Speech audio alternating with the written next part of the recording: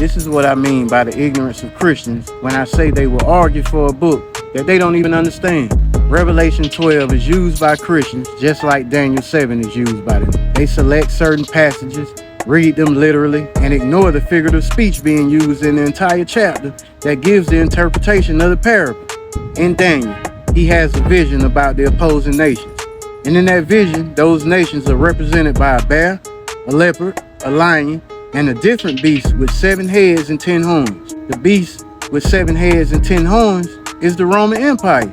No scholarly consensus would disagree with this. So in Revelation 12, it speaks of a red dragon, which has 7 heads and 10 horns.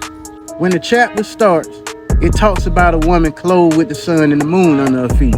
On her head was a crown with 12 stars. It doesn't take a genius to figure out that the 12 stars are the 12 tribes of Israel. The man-child that the woman is giving birth to is the Messiah, and he will rule the nations with an iron rod. But we know, since the New Testament is a book about Jesus being the Messiah, the dragon waging war against the woman and the child is the Roman Empire persecuting Christians. Christians are still Jewish converts at the end of the day, and in their eyes, part of the 12 tribes is still under the covenant.